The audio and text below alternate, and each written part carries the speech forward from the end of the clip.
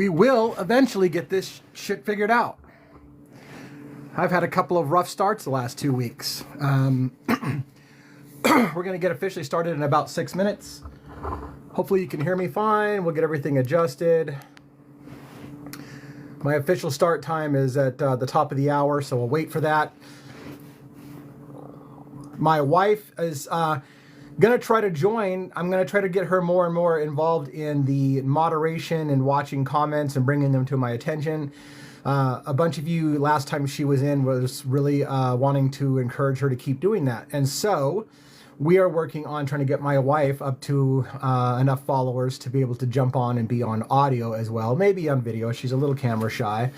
However, in order to do that, I'd ask you, if you follow me, to also follow my secondary account, Devil's Advocates _2. So this is Devil's Advocates _1. We now have Devil's Advocates _2, which I'm logged into across the room, and my wife is going to be using that account to join me on lives when we get enough followers to get there.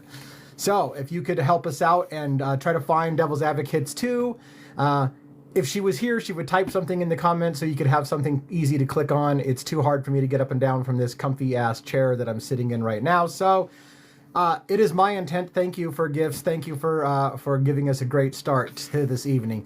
My intent is for her to be more active on this show. And I think a lot of you support that idea. So we're going to see if we can get her in here. We're going to see if we can talk her into getting on camera, even if she can get past her fears. She said she'd give it a try at least once and see if she looks stupid. And if she feels like she looks stupid, then she's out. But she's talking to a guy who traditionally is afraid of the camera and afraid of being center of attention. So if I can do it, she can do it. So we'll see how that goes. Anyways, let's give it a little bit of time here for the room to get started. Thank you for, for Calypso, who's given me some good start on the likes. That helps out a lot, as you know. So thank you for supporting that. Hopefully we'll get a decent... so the topics the topic mostly is going to be Luigi Mangione. We're going to cover the recent video that kind of went around of him at the Horseshoe Inn and discuss about that a little bit. We're going to dive a little bit more deeply into a mysterious time in the case against Luigi, where evidence changes from one report, the initial incident report, to a later incident report when a New York police officer is involved, where it becomes much more expanded and a lot more things show up in Luigi's backpack. And I'm going to document a little bit more carefully exactly when that happens in the paperwork, so we can talk about that and talk about what we think happened there. And we'll play devil's advocate with both sides. We'll say, is there a legitimate reason for that? Is there not a legitimate reason for that? So primarily, we're going to focus on a lot of Luigi stuff. I'm also going to explain some things a little bit again for those who missed it about why it wasn't illegal for Luigi Mangione, for example, presumably to present false ID to the police officer in Altoona, Pennsylvania. We'll have a little tiny bit about Brian Kohberger, and the Idaho 4 murders at the very beginning, but we'll get that out of the way pretty quickly. And then we'll get right into Luigi for the rest of the show. Because I know that probably 90% of the people who follow my channel are following me for Luigi Mangione. And so Kohberger is another story that we have some people following us for, and it's something that we're interested in. Kohberger's story is a little colder at the moment. Not entirely dead, but a little colder. So we'll touch on that briefly. Just to give people a little bit of a teaser in case you want to start getting involved in that story. But of course, Luigi Mangione is going to be our big focus. So thank you for coming in, and hope that you will settle in and enjoy yourself. We're going to talk a little bit about, at the top of the hour, we're going to talk a little bit about bans and community guidelines violations and a lot of things that are happening to users' accounts and why they may or may not be happening to our account. We'll talk about that. Recent strike that I received and got removed. We'll talk about that at the top of the hour. So, couple minutes. We're almost there. Like I'm almost giving the whole diatribe of what we're going to talk about, and we haven't even started. But we're almost there. Top of the hour, we'll go over this in more detail. Getting off to a little bit of a slower start compared to the last 2 nights, but not bad. Not bad. This is pretty good. So thank you so much. We're just, like I said, giving some time for more people to get dialed in. and then we'll go at it. I'm working on getting some guests onto the show, by the way. So there's a couple of content provider or creators that I have reached out to trying to get. Hello, Natasha. Thank you for coming in. I don't know why they suppressed your comment, so I'll unsuppress that. I don't know if there's any negative consequences of me unsuppressing somebody's comment. There's a weird thing in TikTok. We're going to talk about this at the top of the hour about the reason why certain people are being treated differently than other people and all these things. So we'll figure that out. Well, we won't necessarily figure it out, but we will talk about it. So 1 minute or so, let's give it a little bit of time. I would recommend as well, let's just give it 1 minute and I'll talk about all this stuff at the top of the hour. I have a hard time just shutting up. I spent some time, very, very, very little time in radio broadcasting, and one thing we were told never to do is have dead air, so I'm used to just talking and talking and talking. I wonder if we'll hear I wonder if we'll hear the supposed 911 call from McDonald's. That's something, by the way, I will talk about that. Did your wife get a lot of new followers? No! My wife's got 13 or 15 followers. She needs 1,000 to go live, or at least she needs a really big, fast influx of followers so that TikTok sees that the trend is going to hit 1,000, and then they will unlock her early, which is what happened to us when we first started. I think we were probably at 700 followers and they unlocked our lives instead of waiting to 1,000. So I think there's a mechanism in TikTok where they realize if your account is growing fast enough, they'll just go ahead and unlock you a little early. So yeah, if you could, please try to follow Devil's Advocates _2, which is my wife's account. I've got her logged in across the room. She's on her way back from a shopping trip with some friends. They should be back very shortly, and then she's going to try to get her stuff unpacked and into the live before we get started. And thank you so much for following her. I'm excited to have her on. I think there's a lot of people who have expressed interest in having her come on to the show as well. So it'll add a pretty face to my not so pretty face, and then we'll have some more variety, I guess, or whatever.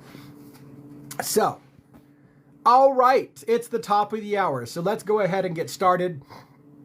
I want to start tonight by saying a couple things. One, I've decided to add another night of the week that I'm going to go live. So I have been going lives on Wednesdays and Fridays. I'm now going to add Monday as well.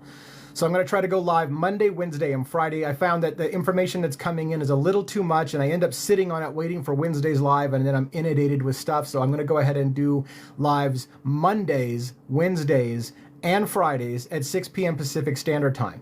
I might change one of the times if it makes it easier for different people's time zones to hit something else. Thank you so much that this is your favorite live. I super appreciate that. That's super high praise because there's some really good lives out there. As a reminder as well, we do record these lives and we publish them on our YouTube channel and our Facebook page. So if you ever miss a live, or if we're in the wrong time zone, but you happen to catch a piece of this, you can always get the rest of it. I had somebody today give me a lengthy discussion asking if I'm going to talk about something that we talked about for about 4 hours. On 2 different nights, we talked for about 2 hours each on the topic. And I said, are you ever going to talk about this? And I'm like, I talked about that for 2 hours last live. And so, yeah, you could go and see those lives recorded if you missed it, which is fantastic. Which document states that the Brady violation actually happened in Brian's case and not the one prior? I'm not sure. We'll get. You're gonna have to couch this one or table this one if you will stay through the end, so we can ask that at the end. We're going to be covering a little bit of Brian Kohberger at the beginning. I posted a video about it. The Brady violation. I'm trying to remember. Oh yes. So as far as what documents, I will tell you this as a starter, real quick, before we get further into my diatribe. On my website, devilsadvocates.info, there's a link at the top for timelines, and there's a timeline for Brian Kohberger, and there's a timeline for Luigi Mangione, and a lot of links to my sources are there. So. All right, let me talk a little bit about the recent ban that happened to my account, and I want to also clarify what my focus is on Devil's Advocates so that we're clear. Recently, I received a strike, and one of the things that I get from a lot of people, and I really apologize to the people that this happens to, is people will tell me, You can't say Luigi Mangione's name. You have to say LM. You can't say that Luigi Mangione allegedly murdered Brian Thompson. You must say that he unalived him, used a pew-pew. I will not do these things for the time being. I have never received a community guidelines violation for those items. The items that I have received community guidelines violations have been for things that I mostly understand, with the exception of the very last one that happened to me where I got my first official strike. As far as I understand, I no longer have that strike. Within an hour or so, I did an account check on my account, and it says that my account is in good standing and I have no flags against me. So I believe it was agreed that it was not a violation. Ironically, and I want to be careful even because I'm afraid that they'll change their mind. Ironically, I had posted a video where I suggested that there was an interesting appearance by a New York Police Department officer who appeared in Altoona, Pennsylvania and signed the paperwork of what was found on Luigi Mangione at his arrest. I mentioned this officer by name, and I mentioned the officer had 4 lawsuits settled with the New York Police Department that included allegations against excessive force, choking people, including allegations of illegal arrest and search and seizures. The NYPD has settled 4 lawsuits with this officer, apparently, of a total of $75,000. I mentioned those things, including the officer's name, which can be one of those areas on TikTok where you get into sketchy area. They don't like you saying people's names because they start to think that you're violating people's privacy. Officers of the law do not have that privacy protection. There was nothing in there. This is all public record. These things can be talked about. But sometimes you get, I think, people on TikTok or whatever that don't understand when you've crossed the line. One of the things that I would appeal to with TikTok is TikTok has been fairly good to me, so I don't want to besmirch TikTok. But I feel like one thing TikTok needs to do is they need to better train their content moderators to know when somebody really has committed a violation and when they haven't. I feel like they've got people who are working for TikTok that don't understand when you've committed a violation and when they don't. And you just have to get lucky that day and not get flagged by somebody who doesn't understand when you've made a violation and when you haven't. So it would be great if TikTok would... maybe if that's happening, maybe TikTok would tighten up the reins and actually be more consistent with how they handle the violations of community standards. We're talking about news and current events. And so if the news, our take is that if the news can talk about the suspected murder of Brian Thompson, then we can also talk about that, right? So I want to ask you also to just, I apologize for the people who claim that over and over again that they have gotten their account suspended, blocked, or whatever, just simply for saying LM. I do want to say for Luigi Mangione, I want to say a little bit of what I think is happening. I can't prove any of this, but I want to tell you what I think is happening just for sake, shits and giggles, if they would say. If you have ever done something where you drew negative attention from TikTok, you probably get yourself on a watch list for certain words. This happened to me early on when I made a comment on a timeline that I created. And if I ever said the word timeline in a post, in a comment to anyone, it was automatically suppressed for the use of the word timeline because they had flagged my account for something they didn't like about my timeline.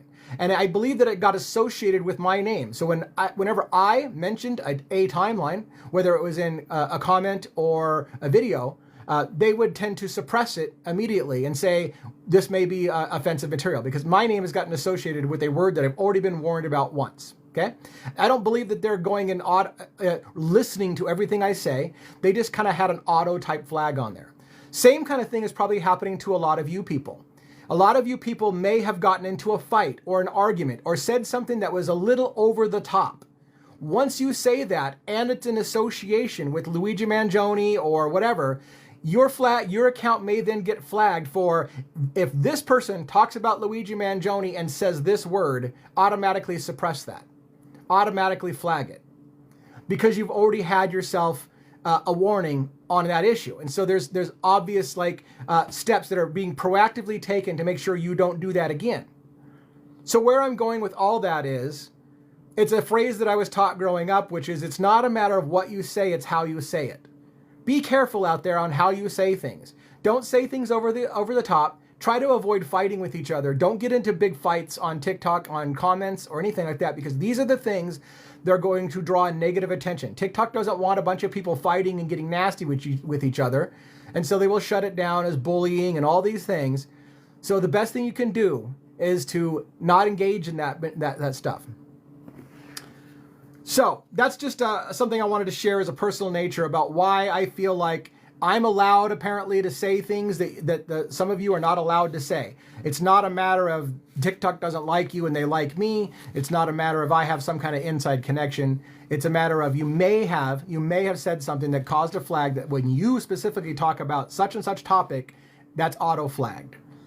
And it may just require you time to just kind of sit on that for a while until you can get past that. At least that happened with me, because now I can say the word timeline and not get my account banned as a test to what's happening with that. So for what it's worth, that's my little diatribe about why I got uncleared. And by the way, I didn't clarify. So I had mentioned that officer's name in a video, and that did not get flagged. What got flagged, ironically, as a strike against my account, was somebody said, you should submit this information you just made a video about to Karen Agnifalo's legal team on LuigiMangioneInfo.com. And so I went out to Luigi. I was thinking, there's nothing I know that Karen Agnifalo doesn't already know. That's my thought, my first process. I'm not coming up with something that she doesn't already know and is 4 steps ahead of me. But I decided that day for some reason to go and look on Luigi Mangione's website, LuigiMangioneInfo.com, and I found the area for contact. And it said something to the effect, if you have information that you think might be helpful to the legal team, please submit it here. And so I did. I gave a very, very short description and said, hey, I just find it interesting that Detective so-and-so arrived in Altoona, Pennsylvania during the arrest of Luigi. And I find that it's interesting that this officer has multiple violations and has settled with the police department for things like illegal search and seizure. And so I just simply said on my video to a user, yes, I have submitted Officer so-and-so's information to LuigiMangioneInfo.com. I almost immediately got a strike against my account. Strike. Not for the video where I talked all about him, not for the video where I showed the paperwork that listed where his settlements were. We're going to talk about that again tonight, by the way. In this huge stack of papers, we're going to talk about Officer Diaz. We're going to talk about that. We're going to talk about the legal documents. He's a public figure. We're allowed to talk about it. So we're going to talk about it a little bit. And I'm going to show you those documents as well. But I got a strike for saying I submitted his name to the legal team. And I thought that was ridiculous. I appealed and I won the appeal, I think. Because my account's in good standing. All right, let's move on.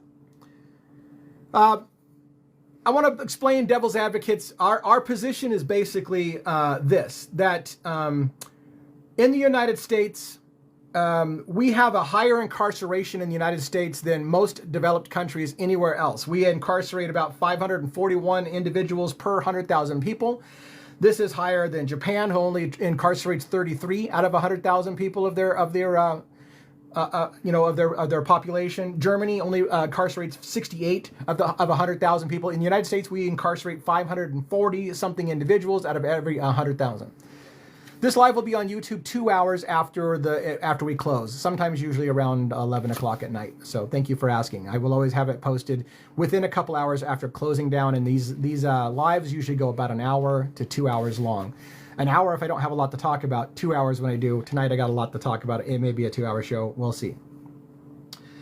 But so what we have asked at Devil's Advocates is, in a country where we're leading the world in the amount of our we're leading the civilized world, we would say, leading the civilized world in the amount of our own population that we put in prison. We ask, how does that happen in a system in America where you are innocent until proven guilty in a court of law? If we presume that people are innocent, how is it that we're incarcerating more people than other civilized nations? The question asked then, are Americans just worse people? Are we just shitty people who are a bunch of criminals and everybody else is playing mostly by the rules, but us Americans are all a bunch of law-abiding people? Or, playing devil's advocate, is something wrong with our law enforcement, our media, and our judicial system? So at Devil's Advocates, which is this channel and the focus of our investigations, we primarily look at the issue of being critical of the mainstream media and the court of public opinion and the actions of law enforcement and our judicial system, because we believe that there's a reason to be critical of these forces when more of our people are being incarcerated than other places. It should be reminded that law enforcement must also follow the law. If we're a nation of laws, law enforcement must also keep the law as well.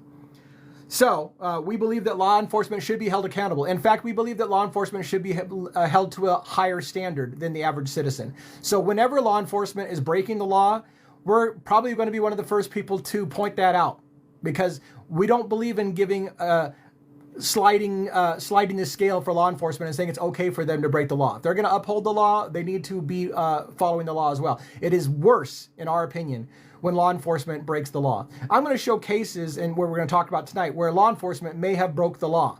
And if that's the case, then you have to ask yourself as a citizen, is it okay with you to incarcerate someone when law enforcement illegally broke the law to incarcerate that person? We're not against cops.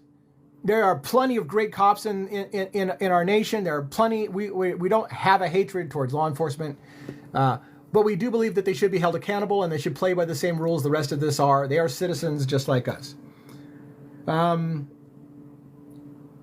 So let's move to page 2 of my notes of what we're going to talk about.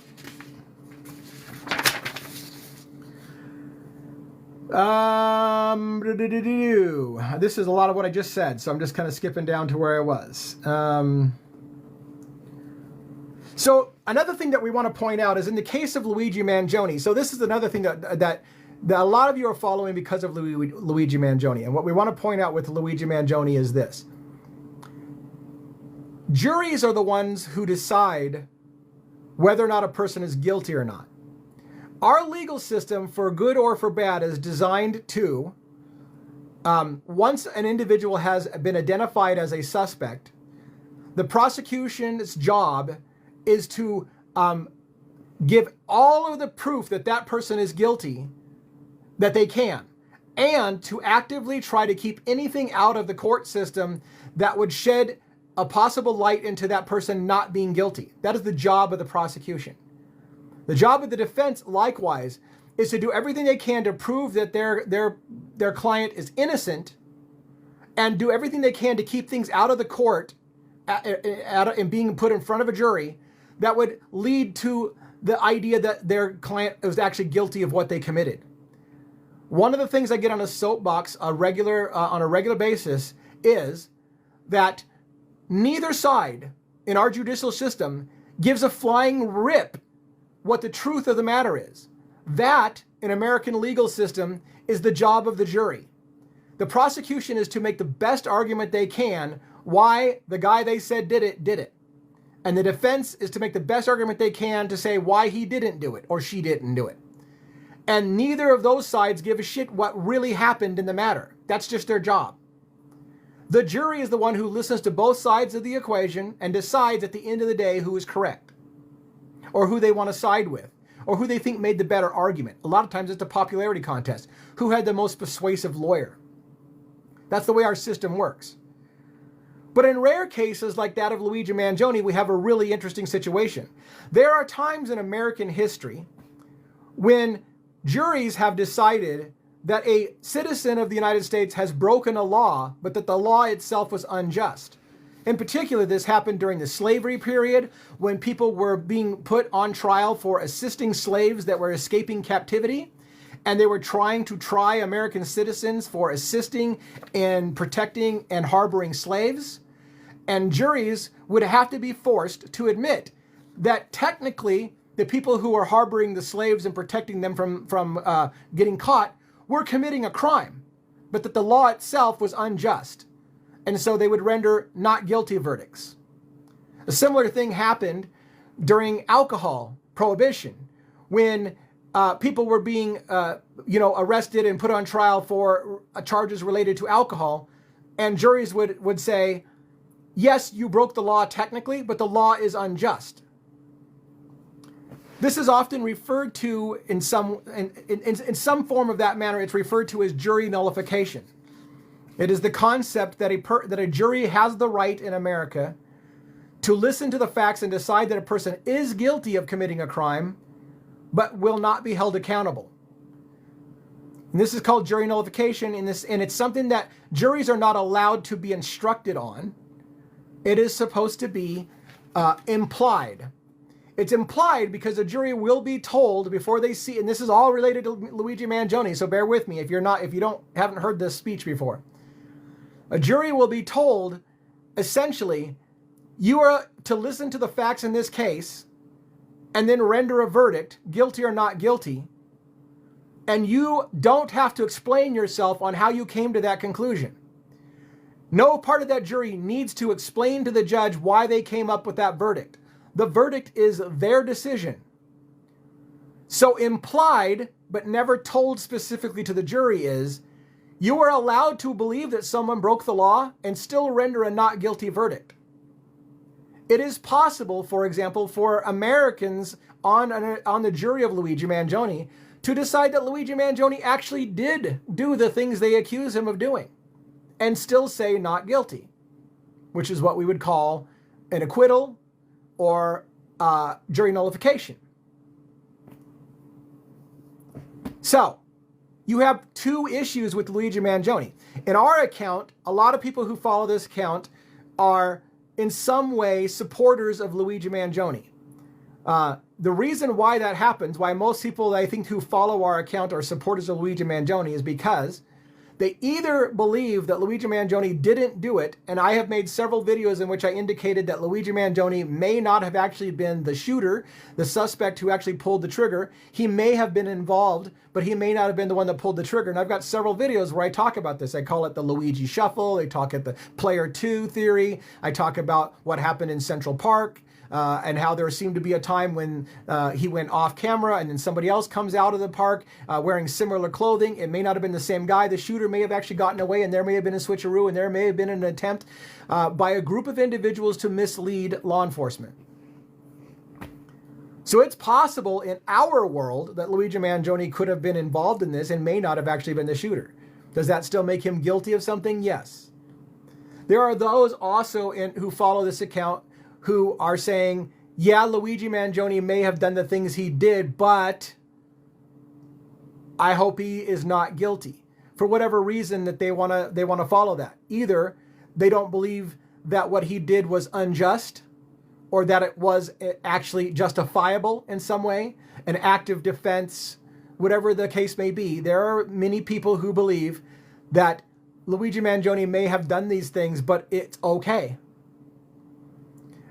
At Devil's Advocates, in this channel, I focus on both of those situations. What if Luigi Mangione didn't do it? That's one of the things we focus on at Devil's Advocates. What if he did it, but law enforcement had to break the law to get him? That's a problem for me at Devil's Advocates and our focus, because law enforcement needs to obey the law. If law enforcement has to break the law to get Luigi Mangione, even if he was the one that did it, if you have to break the law to get it, then it doesn't count. You have to be law-abiding citizens yourself. You can't just decide you want somebody bad enough that you can taste it and then fabricate evidence, plant evidence, do anything of that nature to get the guy that you want to go down for it because you know in your heart he's the right guy. That's not how our legal system works. And anyone who supports that idea that it's okay for law enforcement to plant evidence or finger a guy because they know he's the guy, they just got to make the evidence fit, that's something we have a problem with. And I apologize that I can't keep up on the comments. It looks like some of you are going back and forth. I only want to warn you, don't get into fights. I don't know if you are getting into fights. I'm hoping you're not. But please be careful. Also, for our sake, please don't get this account shut down because you're getting into fights in my thing. So I want to give another point before I go too much deeper. We're going to get deep in this, but I want to go a little bit point before we get much deeper.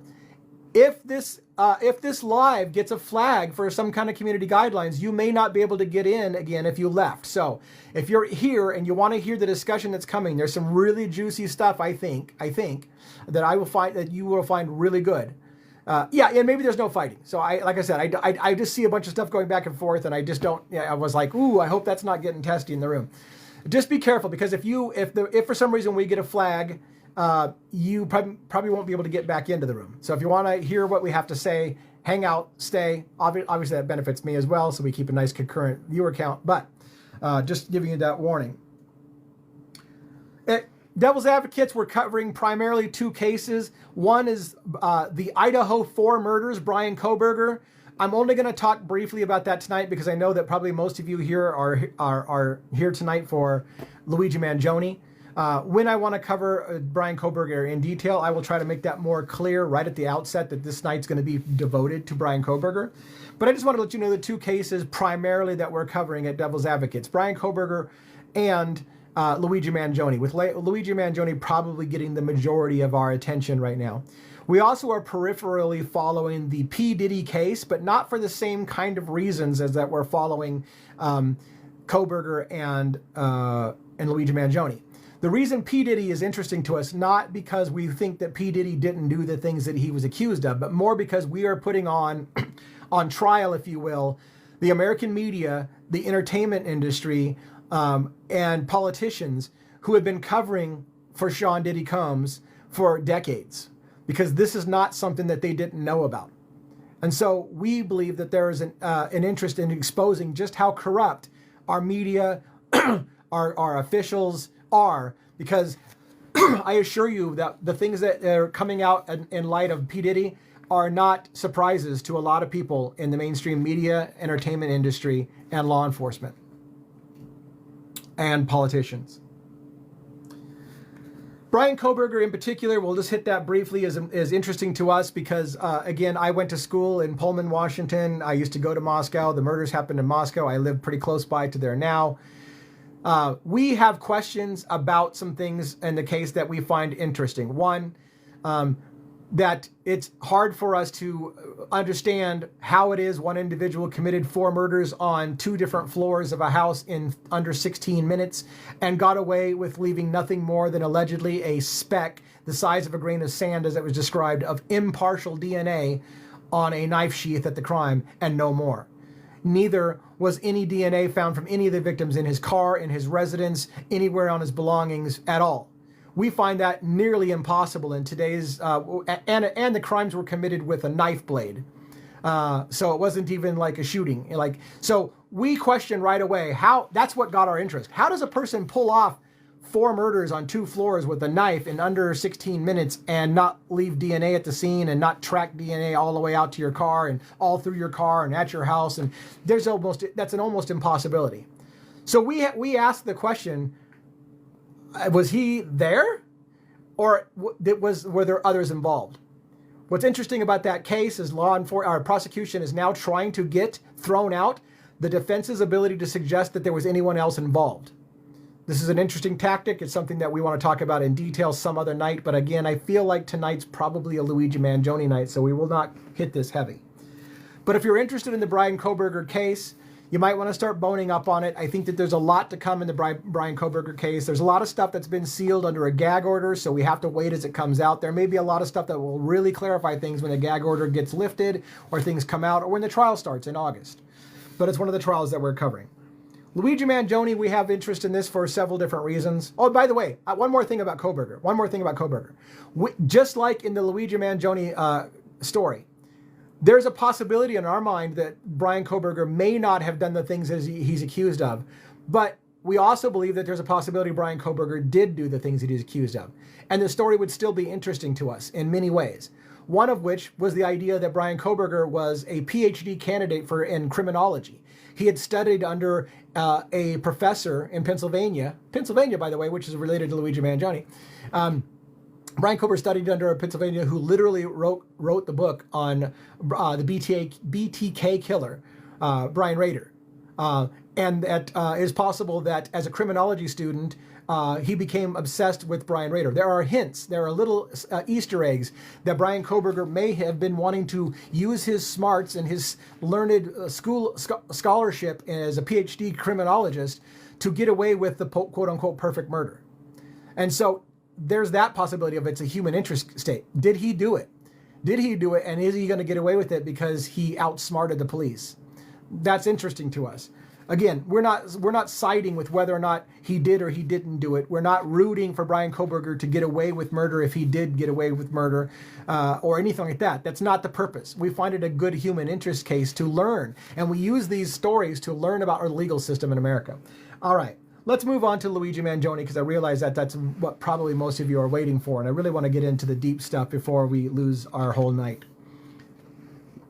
Luigi Mangione's case is interesting to us again because it's the whole issue about somebody gunning down the CEO of a healthcare, CEO of healthcare, United Healthcare. It led to the question of a bigger thing in America. Are people fed up? Did somebody just get fed up with the constant abuse and denials of claim that United Healthcare was continuing to increase? I'm not going to hit this super heavy. Most of you all know that United Healthcare was in the news because they were increasing the rate of their denials of claim. Their CEO was getting more and more money every single year, and somebody shot him.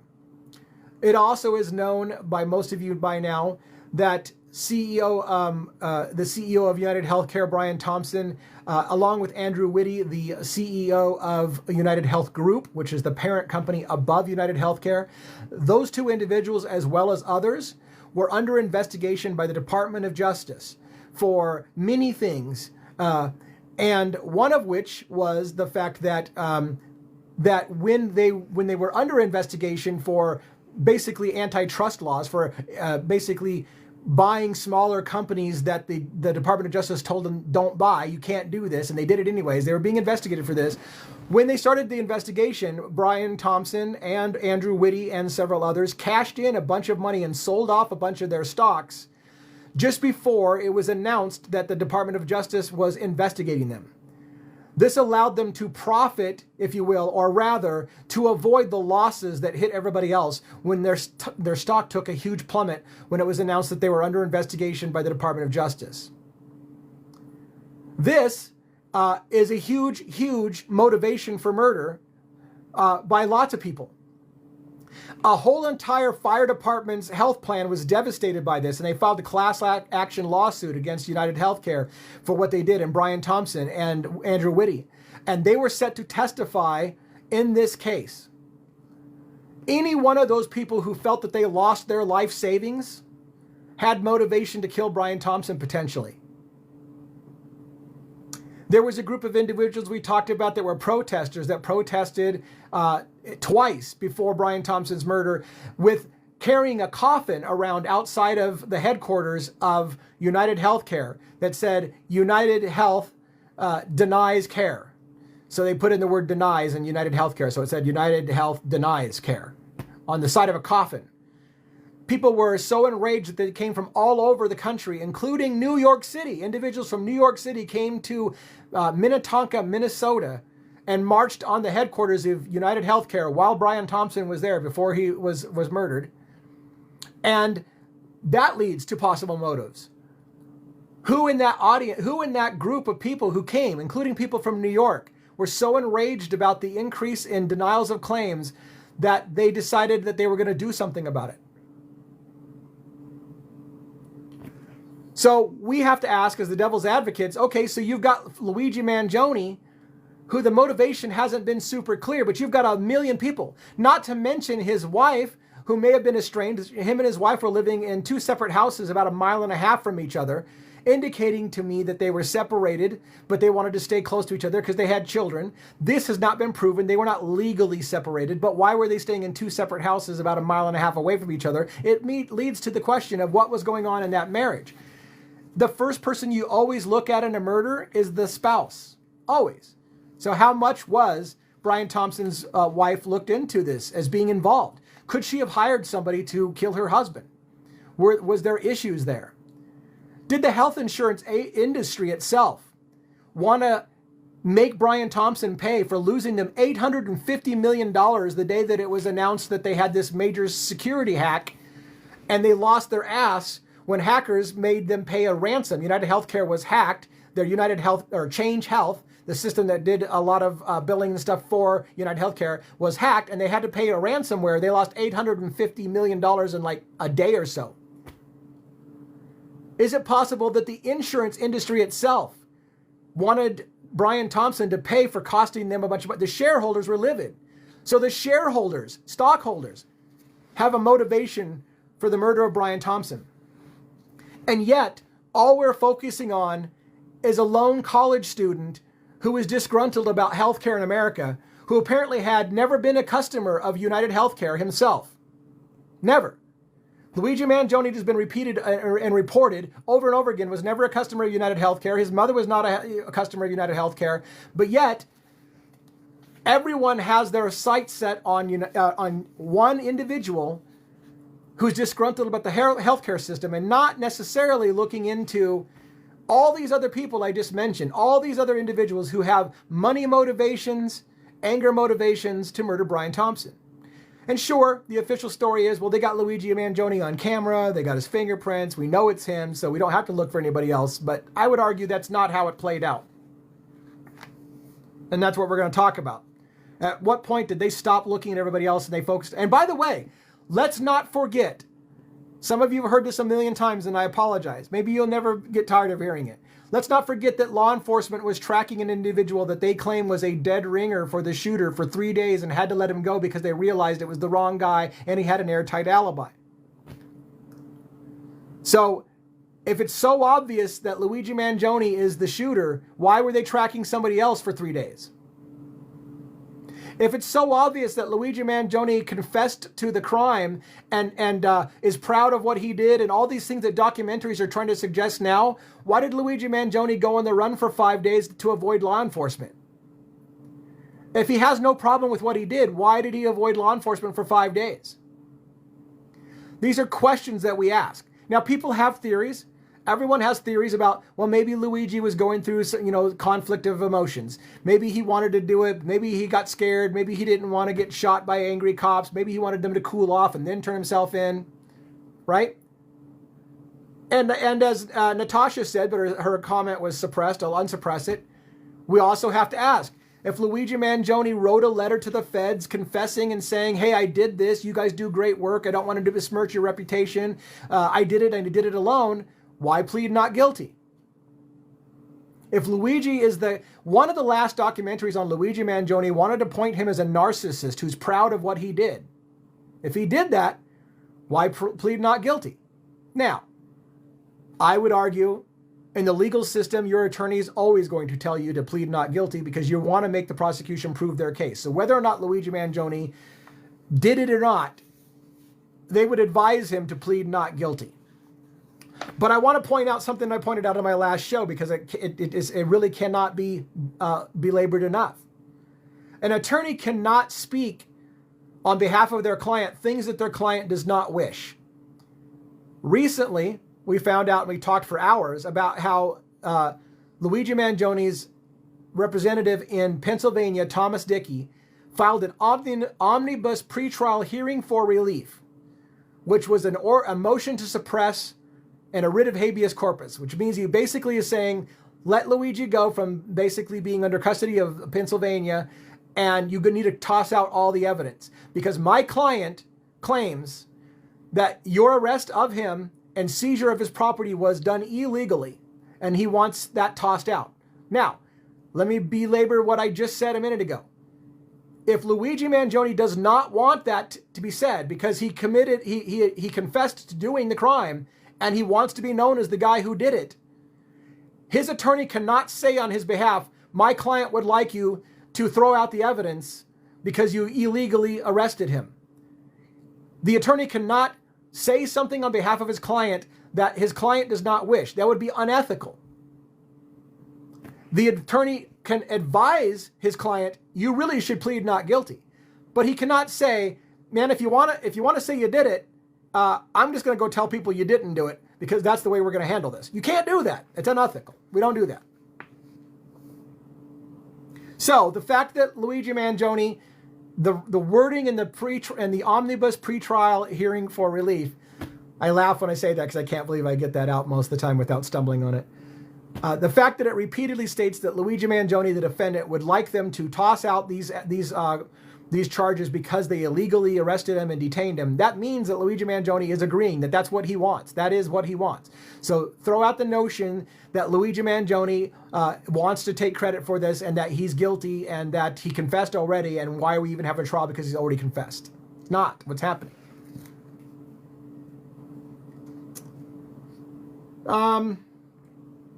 We have a lot of questions in the way that this law enforcement handled this situation, how it is that they supposedly identified Luigi Mangione from photos that almost everyone in America says that they don't think that's the same guy. Most people don't think the guy that looks like Jake Gyllenhaal in one of the pictures in the hostel looks anything like Luigi. They're like, that's not Luigi.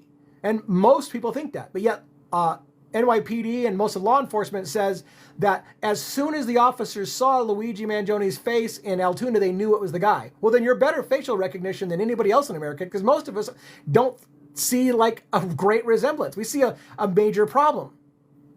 But they immediately knew. Which, by the way, is a major, major problem. It's one of the things we're going to point out tonight. It's a major problem, in my opinion, that law enforcement admitted that they knew immediately when they saw Luigi Mangione's face that he was the man who was the suspect in New York City. That is a major problem and a major admission. It's new information that I'm going to share with you today. Why is it a major problem? We're going to talk about that in detail. Why it's a major problem that law enforcement admitted that the officers who approached him, well, we'll just get into it. Let me just get into it. All right. So let's talk first about this. A little bit about the video. Let's talk first a little about this video that shows Luigi Mangione allegedly approaching the Horseshoe Inn and trying to get a room early in the morning before going to McDonald's, going to the Altoona, Pennsylvania McDonald's where he was arrested. There's a video without audio that I've seen multiple times in which an individual that looks like Luigi Mangione, it appears like Luigi Mangione, walks into the hotel, uses some hand sanitizer, has a conversation that we can't hear on the microphone. If anybody has that recording audio, I would love to hear it, but I don't believe we have that. And then walks out after being told that there's no rooms available quite yet. And then presumably Luigi Mangione leaves that inn where he was looking to stay for the night and decides to kill some time until check-in because there was no rooms available until after they'd been cleaned, typical hotel type business, right? And so he asked to stay in the lobby, allegedly. He was told no. And then he went to the McDonald's to allegedly kill some time and have some breakfast. That is when we are now told, and I went and I watched this again, and I have a new critical eye about what we're gonna cover. By the way, let's talk. I keep getting to the new information, but I want to back up on this. There are some problems that I personally have. For those who want to be in the camp of Luigi didn't do it, there are some problems that I have that make Luigi look more guilty based on that footage. There's all this talk online about how the shoes that Luigi Mangione is wearing in that video aren't the same shoes that are worn by the shooter in New York. I'm not going to weigh in on that other than to say it's difficult for me. They're grainy photos. Maybe I just don't see so well. It was wet. It was potentially muddy. His shoes could have had mutt and grime on the shoes, therefore making that big, huge white stripe that everybody sees in the New York videos a little bit duller gray because it's muddy and it's wet, right? I don't know, so I'm not going to get into a huge argument or discussion about whether or not the shoes are the same based on a white stripe on the side of the shoe that may have become muddy and wet due to the rain. So I just want to say that I'm aware of the discussion, and I listen to the discussions, and I watch discussions, and I watch blow-up footage or photos of the shoes to see if they're the same shoe. And usually for me, it's a little bit like trying to look for Sasquatch. Look at this grainy photo of this big hairy thing in the trees. That's Sasquatch. It's proof of Sasquatch. And I'm like, it's a grainy photo of something in the bushes. I don't know what I'm looking at. So I haven't weighed in on that. But here's what does bother me from the Luigi didn't do it perspective. A lot of the photos that we have allegedly of Luigi Mangione, he has on what appears to be a blue surgical mask. The shooter that shot Brian Thompson was wearing what looked like a black gaiter, a neck piece that was pulled up over the nose, and it was solid black, not the blue medical mask that you see many times allegedly Luigi wearing when he's looking, when he's at the hostel, pulling it down on camera, when he's in the taxi looking straight at the camera, blue surgical mask, when he's at the Altoona, Pennsylvania, blue surgical mask. The shooter had what looked like a gaiter, a neck sleeve essentially that you pull up over your face, and it was black. Unfortunately, for those who don't want to hear this, if Luigi Mangione is the one who walked into the Horseshoe Inn, that black gaiter was on as well. So he had the black gaiter. So that's a problem in the sense that if you're going to try to maintain that Luigi Mangione only had this blue surgical mask and not a black gaiter, it looked like he had. And I would say that, yes, there's a likelihood in this scenario, playing devil's advocates, that he had both. That he had a gaiter that maybe he put on during the shooting, but maybe he wore a mask underneath, or he had both on top of each other. Whatever the case may be, the appearance of the black gaiter on the video footage of Luigi trying to check into the Horseshoe Inn was bothersome for me to maintain there's no way he did the actual shooting, because it's much more the outfit that seems to be, and I would like to, I don't know why somebody is spamming my thing with religious content. We're gonna block that. I'm sorry. It's just over and over again spamming the group. I don't know what the purpose of that was. I don't want to have that take over my channel. Thank you. So, sorry about that. I think that's the first ban I've ever passed out on a live. So, anyways, that's what I want to say about that. That gaiter thing was a bothersome thing for me. Also, the gait, if you will, the way that the individual walked seemed similar. So again, I'm in. A lot of my content is very pro Luigi in the sense that either he didn't do it, he was in a group of conspirators who did it, because I believe that there's a real strong possibility that Luigi Mangione could be in a group that was inspired by things like the movie and the book, How to Blow Up a Pipeline. If you haven't seen this movie, you need to watch this movie, How to Blow Up a Pipeline, and then ask yourself, did a group of individuals who became fed up with the system plot together to mislead law enforcement and have one person go down for it? Because that is a very strong possibility in my mind and so in that regards, I have to admit to myself that Luigi Mangione may indeed be involved in this, but he may not be the only one. And law enforcement, in order to convict him, may have to lie and fudge and manipulate the evidence to make it look like it was Luigi and Luigi alone, because it's much harder to prove to a jury this whole big conspiracy, especially if multiple conspirators got away, especially if the shooter got away. If the actual shooter got away and that Luigi is just the person who agreed to take the fall. You ask yourself, why would anybody do that? We talked about this a lot on my lives.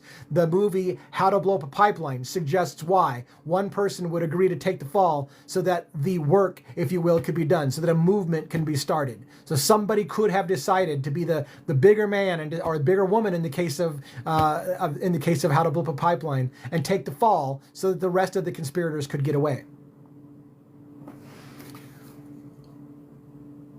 So, those were some things about that video. His hand gestures, by the way, were super interesting to me. I realize this is a super long show. Did you notice? Seems like he has very long fingers, very big hands. He moved his hands in a very strange manner. When he checked his watch, he used his pinky. So he cleaned his hands with some hand sanitizer. He used his pinky to pull back his sleeve to check the time. He put his hands in this motion at some point, keeping his hands from touching things. He was very cleanly and almost kind of, I'm using adjectives here now, and that's not fair because I'm just trying to explain what but yeah, it gave me the impression of a bit of a germaphobe or a clean freak who didn't want to touch things, immediately used hand sanitizer, and then used minimal things to touch even his jacket and keep his hands free from touching anything. So I thought that was interesting. Does it, OCD possibly, right. Does it mean anything? Does it suggest anything? I don't know. I just thought it was interesting to comment about. It's a new video that a lot of us haven't seen. Everybody's psychoanalyzing Luigi Mangione. What kind of man is he? What kind of kid is he? Is he does he have some kind of mental disorder? Or is he, so we're analyzing every second we can find of Luigi Mangione. So there you go. I chimed in with it as well. Now, here's what I found was interesting. And we talked about this a lot of the lives. So if you haven't been on my lives recently and you haven't heard our 2-hour discussion, like 2 nights in a row, like 4 hours of discussion where we cover in depth the omnibus pretrial hearing and what Thomas Dickey claimed happened to Luigi Mangione out Altoona, Pennsylvania. If you haven't heard those and heard why I say it was not illegal for Luigi Mangione to present false identification to the officers, and people were shocked. What do you mean it's not illegal? It's not, and we're gonna cite the law. In fact, on my live, when I upload this to YouTube, I will try to cite the actual case law in my show notes, so you can go find it yourself. And I will also cite 2 legal documents: the initial complaint and arrest of Luigi Mangione that I'm going to talk about, and the change that happens. And I got to prove to TikTok that I'm a real person. I'm unable to verify. Let's see if I can do it this time. All right, good. They make me do this little puzzle challenge to prove that I'm a real person and I'm still live. I'm going to show you where a change happens from the initial arrest to the later arrest when the New York Police Department are suddenly involved. And it's a big moment, in my opinion.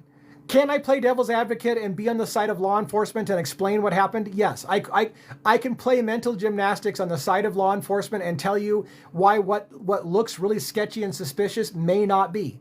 And I will try to be fair with it when we get to it. But I'm also going to be telling you that it looks sketchy as F, right? It's sketchy. And I'll show you why. So first of all, let me repeat something about Pennsylvania law. And this came out in the omnibus pretrial hearing for relief.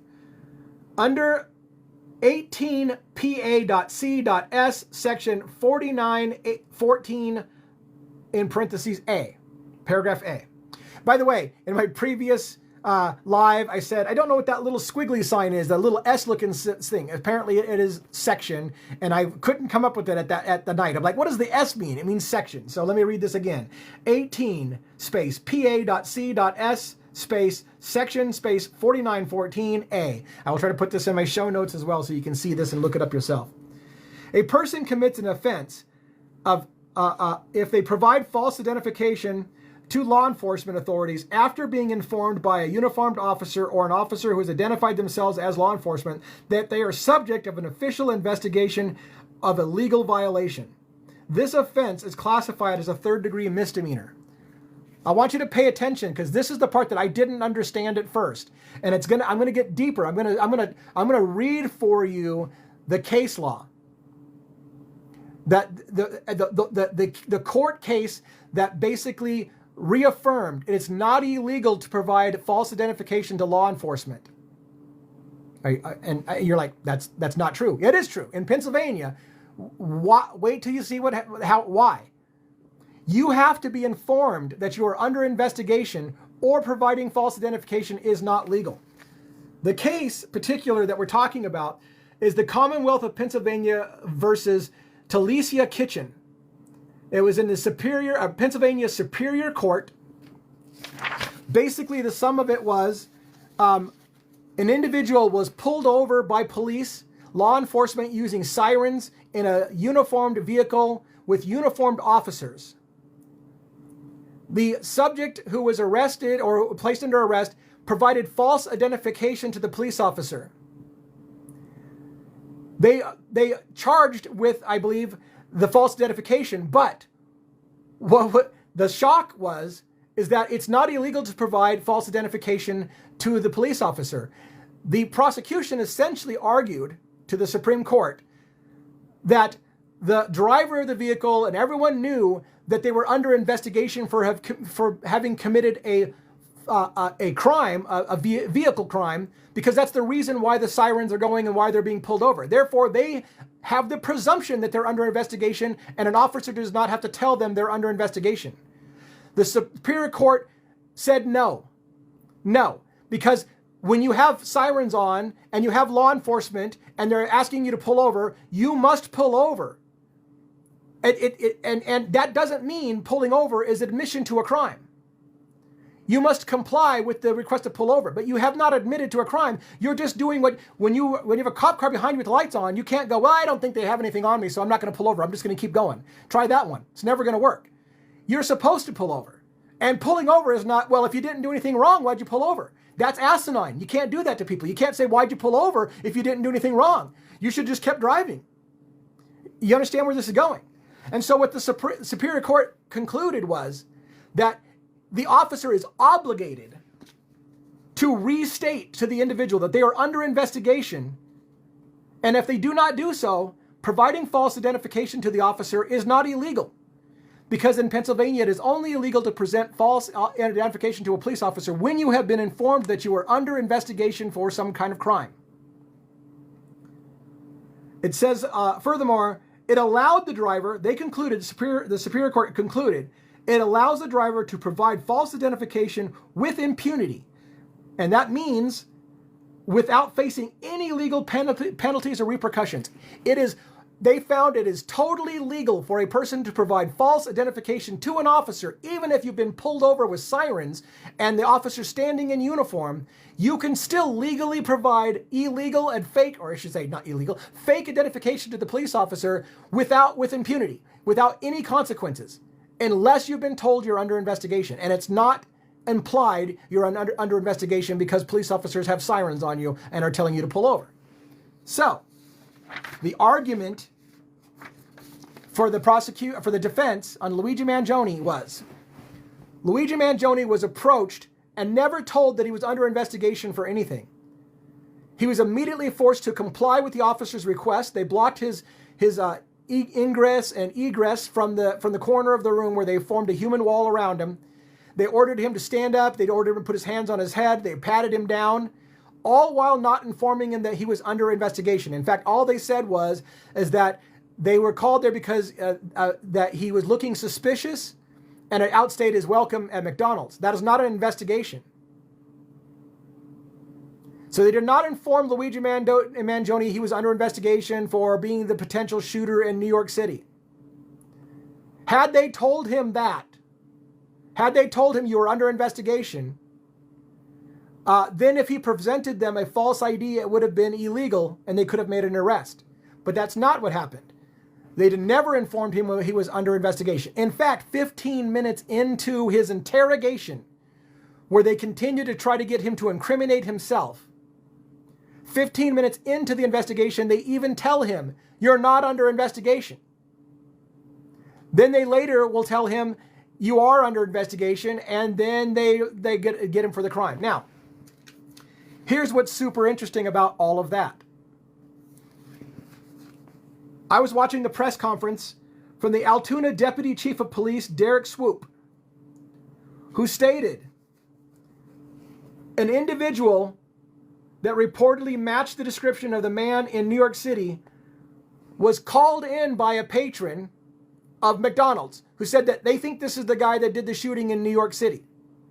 That is why the police officers arrived in Altoona, Pennsylvania in the first place. According to that statement, somebody's lying. Because the officers say they arrived because he was looking suspicious and had outworn his welcome because he had been there for 30 minutes in McDonald's. The deputy chief of police said in his press statement, they came there to McDonald's because they were told that he might be the shooter in New York that they were looking for. So right now, somebody's lying. They also stated in that press conference, and I have a link to that press conference, by the way, and I will try to put it in the show notes on YouTube so you can see it for yourself. He also stated in that press conference that when the officers approached the man, Luigi Mangione, and asked him to lower his face mask, they immediately recognized him as the man who was involved in the shooting in New York City. Well, they're better than the rest of us because most of us don't think those photos even match him in those other photos. But law enforcement in Altoona, Pennsylvania asked him to lower his mask and immediately recognized him as the shooter suspect in New York City. Here's the problem with that. They did not inform Luigi Mangione that they believed that he was the shooter in New York City, or that he was under investigation, or that they suspected him of some kind of crime. They continued to interrogate Mr. Luigi Mangione and try to get him to implicate himself in some kind of crime that they could arrest him for. They did not tell him he was under investigation. If they had told him hey, you look a lot like that guy in New York who committed the murder of Brian Thompson, so you're under investigation for this. Can I see your identification? And if at that point he had provided Mark Rosario's fake driver's license from New Jersey, that would have been illegal. But he was not informed that he was under investigation, and therefore the identification, when they asked for his identification, and he handed them the driver's license of Mark Rosario, allegedly, that itself is not illegal, and the Superior Court of Pennsylvania has already declared that to be true. An officer must inform you that you are under investigation, or it is not, very specifically stated by the Superior Court, it is not against the law to provide illegal documentation to a police officer unless you have been informed that you are under investigation. He was not. I want to just beat the hell out of that. Then, further, we're told, when the man was asked for his identification, he provided a fake ID of New Jersey. After a brief investigation, this is according to the Deputy Chief of Police, Derek Swope.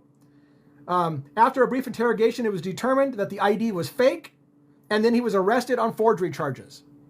Once again, Thomas Dickey would argue it's not illegal to present fake ID to a law officer if you're not under investigation. He was never informed that he was under investigation. Therefore, you can't be arrested for the false ID because he wasn't under investigation. Once he was arrested, he was then taken to Altoona Police Department and subject to a search, according to that press release. But that's not what actually happened. We talked about it for 2 hours. I'm going to talk about some new documents or some details that we missed, or I missed in my previous analysis. All right, so despite all these things, and Luigi not being told that he's under investigation, he was interrogated for a full 15 to 17 minutes. We talked about the legal document that says that it's not illegal to present the false ID. Now, in the initial criminal complaint, and this is what I've got a copy of right here. I will post this initial criminal complaint. I've got some highlights in the criminal complaint that I want to focus on. This criminal complaint, 2024-29133, the Police Criminal Complaint Commonwealth of Pennsylvania versus Luigi Nicholas Mangione, is signed and dated on the day of arrest, 12/9/2024 at 17:13. The timestamps are going to get super interesting when you hear this, what happened to Luigi Mangione. So, according to this criminal complaint, and I want to point out that this report could have been written any time from the morning that Luigi was arrested, somewhere around 8:30 in the morning. Thank you for the gifts, by the way. Appreciate that so much. I really appreciate that. From the time that the arrest was made at 8:30 in the morning until this would be 5:15 till 5:15 when it was signed. That report could have been written any time between the arrest and 5:15 when the State Attorney General Peter Weeks, I think it's Peter Weeks, signs the paperwork. So keep that in mind. Just because the document was signed at 17:13 p.m. by the State Attorney General, the form has been completed, but it has to be signed off by the State Attorney General. It was signed at 17:13 or basically 5:13 p.m. local time. Why is that important?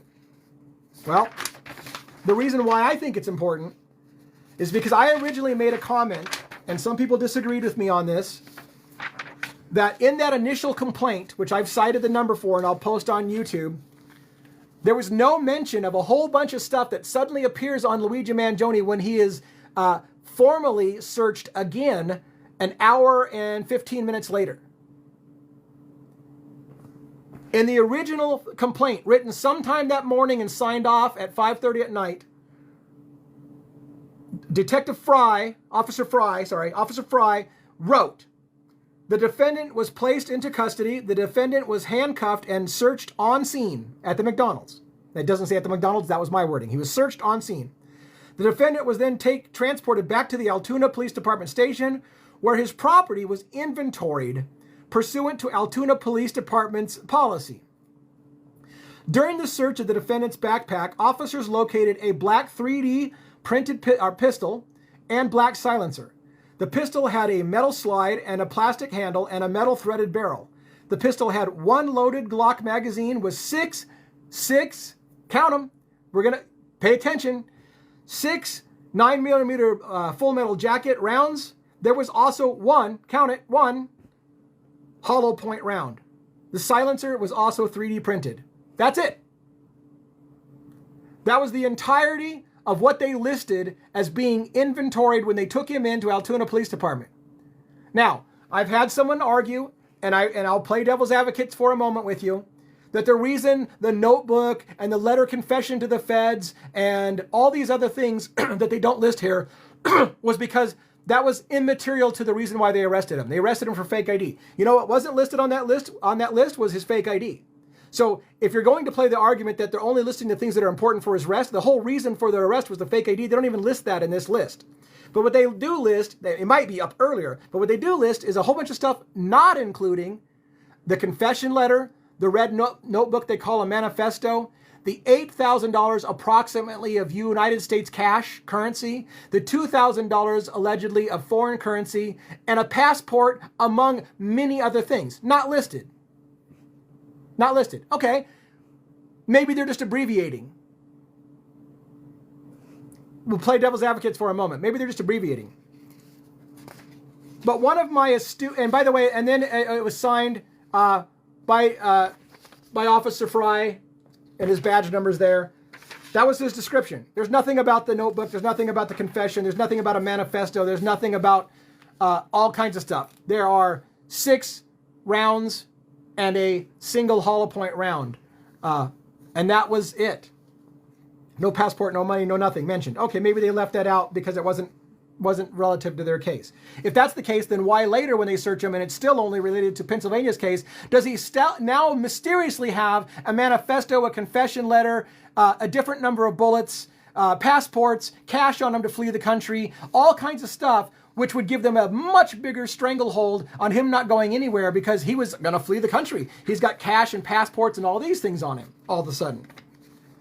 But what's really interesting about it that I pointed out was and this is according to Exhibit B of that omnibus pretrial hearing motion for relief. This is the one that Thomas Dickey filed. The Exhibit B is the time of search that Luigi Mangione was searched again in Altoona Police Department. 10 hours after his arrest, he's searched again, and his belongings are searched again. The timestamp on this search, 1827, which is about an hour and 15 minutes after Officer Fry attested to only a few things in the backpack. Now, an hour and 15 minutes later, this new inventory list, including a manifesto, a confession, a whole bunch of shit, and a different number of bullets and all kinds of stuff, changes. There's 3 signatures. 3. On the bottom of this form, the 3 signatures are Detective Detweiler and Fry from the Altoona Police Department and New York Police Detective, or New York Police Department Officer Oscar Diaz, who shows up in Altoona, Pennsylvania, and an hour and 15 minutes after the initial write-up, where there's no mention of a manifesto, passports, cash to flee the country, all these other things, all of a sudden the New York Police Department, an hour and 15 minutes later, is signing off on a whole bunch of new stuff in the list of inventory.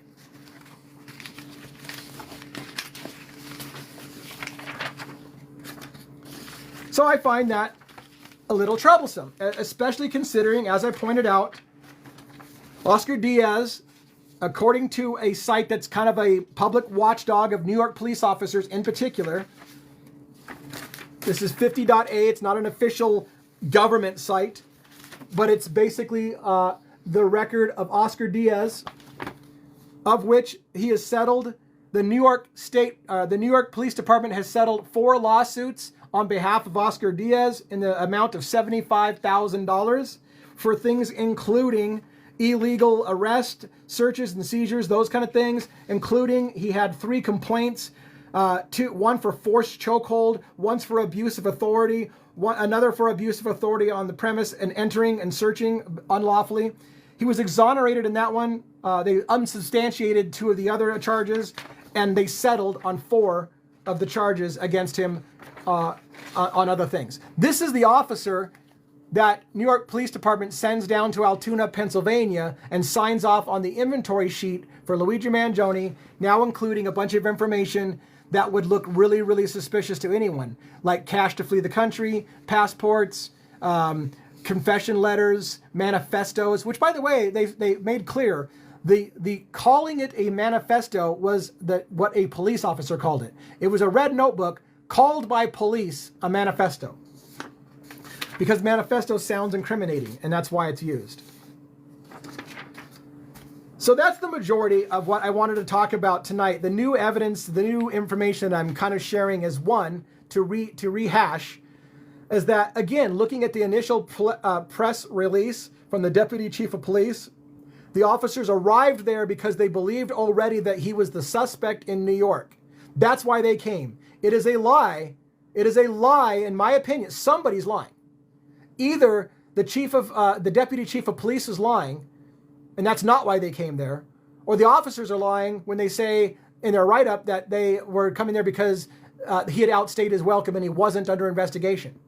And if you wanted to cover it, we could cover it in detail. But honestly, I covered paragraph after paragraph after paragraph of the omnibus pretrial hearing motion for relief. I covered that for 2 hours twice on 2 different nights. So I think we beat that to death for now. But to say in the press release, that was the early when they first arrested him, and they were all patting each other on the back about what a great job they did. Some great citizen recognized Luigi Mangione in McDonald's as being the guy they're looking for in New York and ended up calling police. By the way, that is not consistent with what we heard later. What I heard, at least, and I could be wrong, but what I heard at least was that a McDonald's employee was the actual one who called the law enforcement. In fact, if you recall, there was a big stink over the fact that there was a tip line and a reward for anybody who had information that led to the arrest of Luigi Mangione. And the employee called 911 instead of calling the official tip line, and was told that they might not receive the reward money because to get the reward money, they had to call the tip line and not 911, right? So there was a big thing in the news about how, wow, the McDonald's employee, and remember there was a big stink about people wanting to boycott McDonald's, or at least that particular McDonald's, because at Burger King, we don't snitch, but McDonald's snitches. Like, it was a whole meme. So at least me and a whole bunch of people were led to believe that an employee of McDonald's is the one that called 911. But the guy they interviewed on TV that I saw was an old man talking about him and his buddy who were having coffee, and his buddy said, hey, that guy looks like the shooter in New York. And the official press release said a citizen, and I believe it wasn't a McDonald's employee, they were commending him for being astute and seeing and recognizing Luigi Mangione, the shooter from New York, and calling the police, which means that the police arrived in Altoona, Pennsylvania because Luigi Mangione, they believed, was the guy in New York, and they approached him for that purpose. And they did not identify to Luigi Mangione that he was under investigation or suspicion of being the shooter in New York. Now, some of you don't care. Some of you are like, if he did it, I don't give a shit whether they told him or not. Get the guy. He's a bad guy. Arrest him. But that's not how the law works, and we believe at Devil's Advocates, at least I do firmly, that law enforcement is held to a higher standard. You must obey the law. If you are required to inform an individual that they are under investigation, then you need to do that.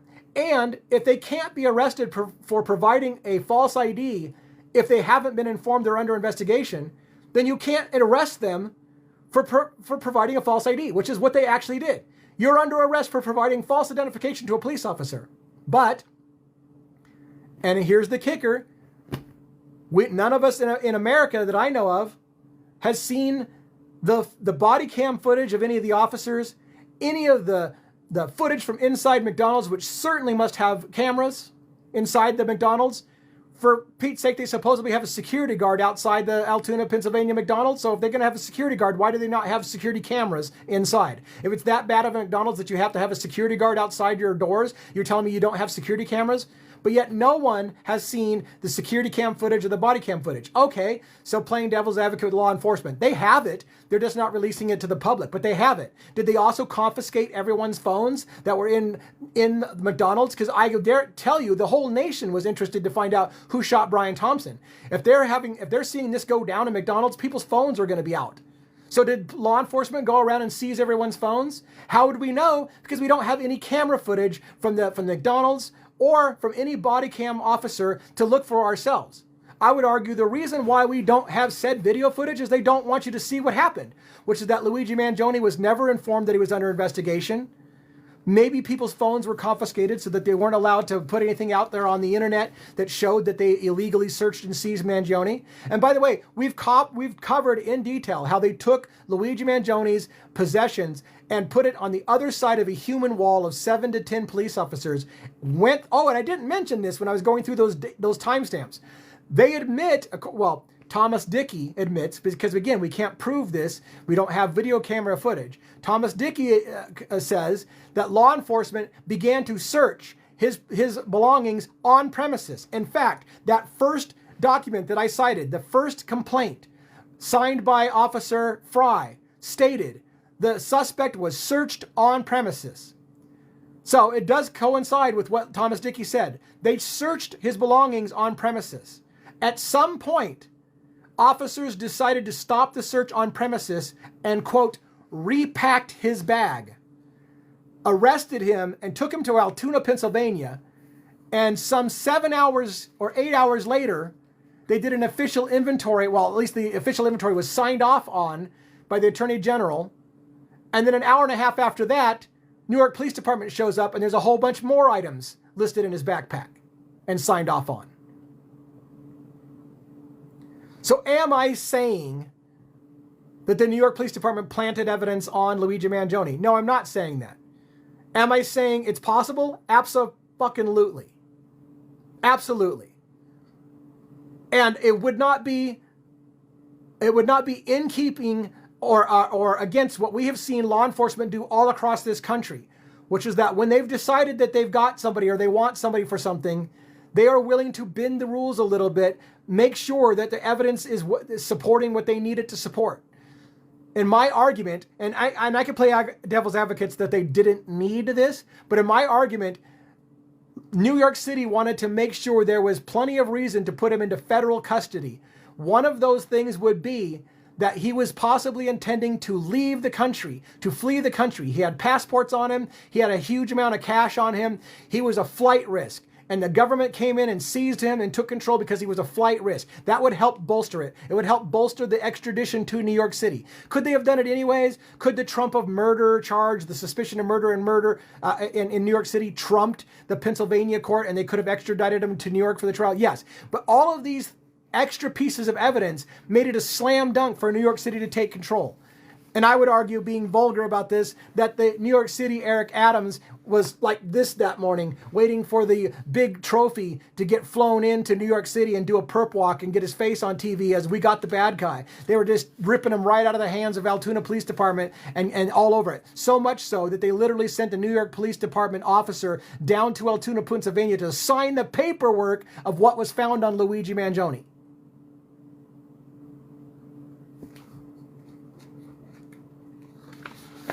Woo! All right, I gotta take a breather. So let me get caught up on some comments and some questions, and if somebody wants to come on, we can maybe do that. As long as it's somebody I've been on before with and I feel comfortable, we can do that. I have reached out to a couple of content providers that have been talking about the same kind of things, like the arrest, the illegal arrest, the false identification. I'm reaching out to a few people that maybe we could have some extra thoughts, some extra ideas on those as well. So, can I explain what exactly happened with the backpack in Central Park? Yes, I can explain what I believe happened. So, as most of us are aware, the backpack that we saw on the shooter during the shooting of Brian Thompson and in some of the pictures appears to be of a different color scheme than the backpack found on Luigi Mangione later. It had, for example, distinctive gray look to the backpack, a very gray look to it, and gray straps. in Central Park was found a backpack with that gray color scheme, the gray straps, the gray color that appeared to be on the shooter during the time of the shooting.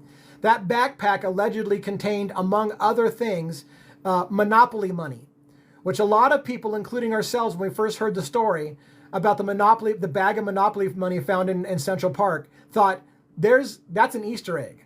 This shooter is trying to send a message. And then it came out later that Luigi Mangione had, an X account or a Twitter account with the Pokemon 283, number 283, and it was the same number as denial of claims, and he had exactly 283 posts on the thing. Was that all just coincidence? Or now we're starting to think Luigi Mangione or somebody is playing a game with law enforcement. They're leaving Easter eggs. 286. Sorry, not 283, 286. Thank you for correcting that.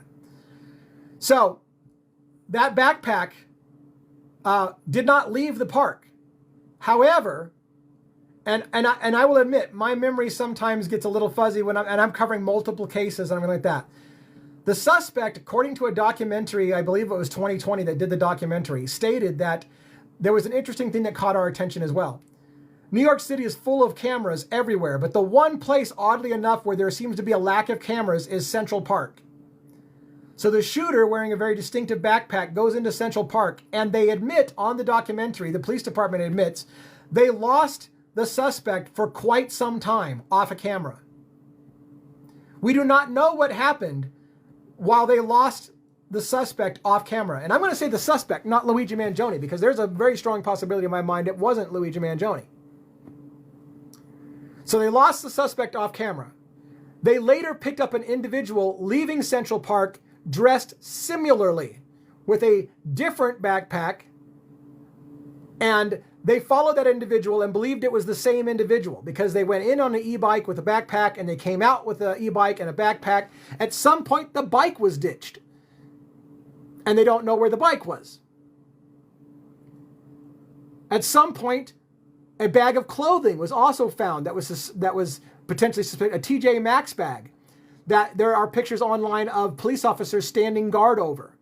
Many people have concluded it must have ultimately been ruled out as being part of the crime, but it was like a change of clothes in a TJ Maxx thing. So I speculated early on, how do we know that he did not just pull a shuffle, that the shooter didn't go into Central Park, change clothes, put some clothes in a bag, and another individual who's a conspirator with him takes off on the e-bike, maybe the same e-bike, maybe just an e-bike that's like it, and leaves Central Park, drawing law enforcement's attention and the whole entire city away to a different individual. Meanwhile, the shooter, who has changed into different clothes, and someone who's dressed similarly to him is leaving the park and drawing all eyes towards him, walks out of the Central Park a free man or woman. How do we know that didn't happen? Playing devil's advocate. If you lost him on camera and you only have somebody leaving the park dressed similarly, now let me play devil's advocate for those who want to do this.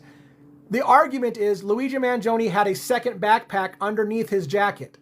So what happened is he had the gray backpack on his outside, and under that was another backpack. And so what happens, the explanation for those who want to say that it happened exactly the way law enforcement said, is that the shooter went into the park, dropped the gray backpack to leave a red herring or Monopoly money, and then left the park with the backpack that was underneath his jacket.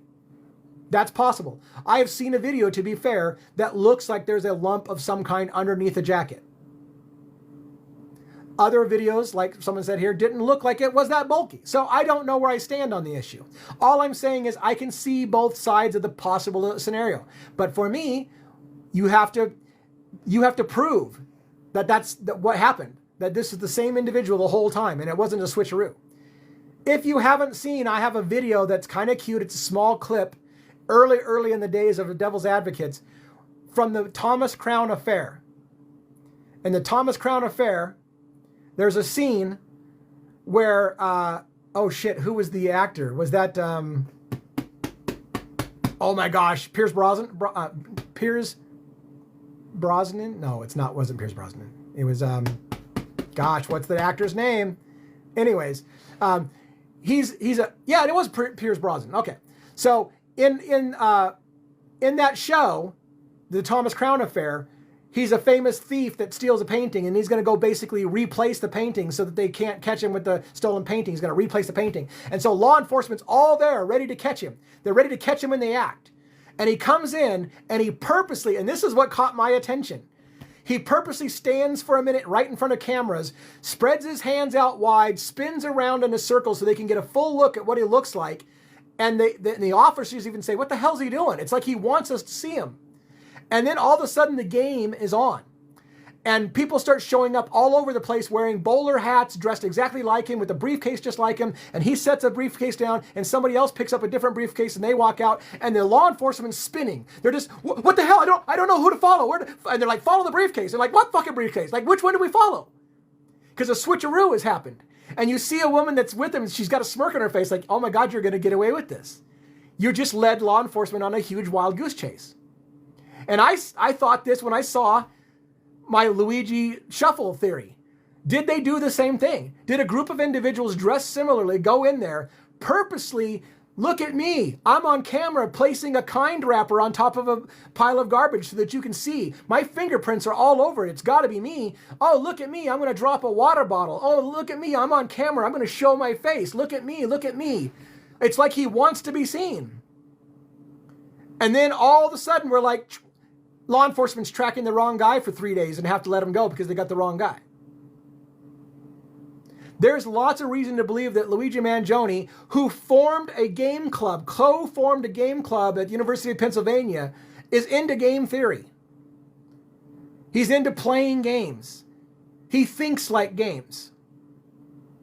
So, did this kid, we'll call Luigi a kid because I'm old, did he conspire with anyone to create an elaborate game to get away? Did he create a shell game with red herrings and misdirection and planted evidence that is not going to end up having his fingerprints on it in the end?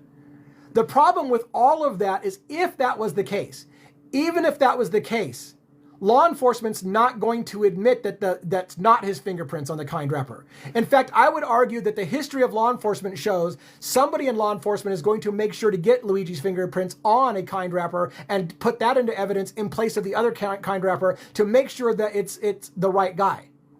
Oh, that would never happen in America. That's bullshit. No, that is totally what I think has been proven to happen in many, many cases. Officers, unfortunately, sometimes in their zeal to get the guy that they know did it, will make sure the evidence matches. So if they got partials, but they can get a fingerprint from an arrested individual by having him touch something and then put that somewhere in evidence, because I know a guy in evidence. There's a great movie I just recently watched with Anthony Hopkins.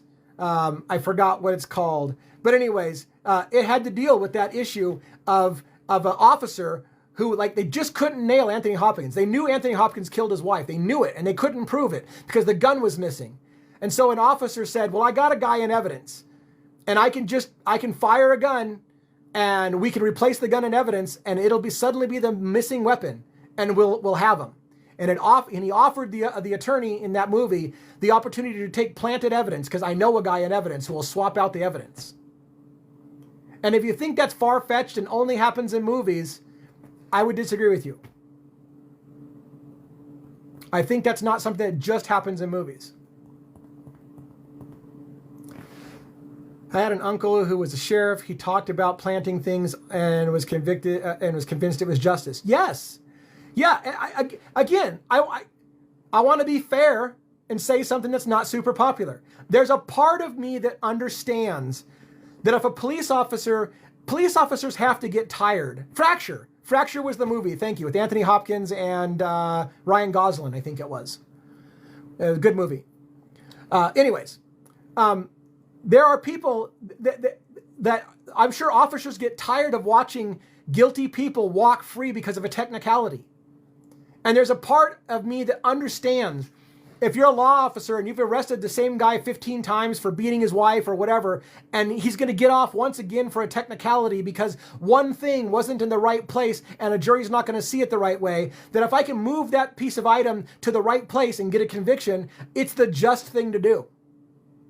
So you can almost feel like there are times when you might feel like getting the bad guy is important enough to break the law if you have to make sure the conviction goes down. But that is not how the American legal system is supposed to work, and law enforcement should uphold the law and be held to a higher standard. You can't break the law because you yourself are personally convinced that somebody's guilty, and then make sure that the evidence fits the crime.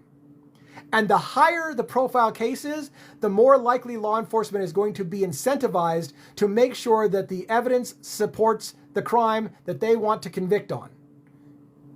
It probably happens a lot easier on low-level cases. But at the high-level cases, the incentive to do so is higher. It may be harder to do so. It's easy, I would argue, to do when no one's paying attention and nobody gives a rip because your skin color or your social status isn't high enough to give a shit. Nobody's looking for cops planting evidence to get you convicted at that low level.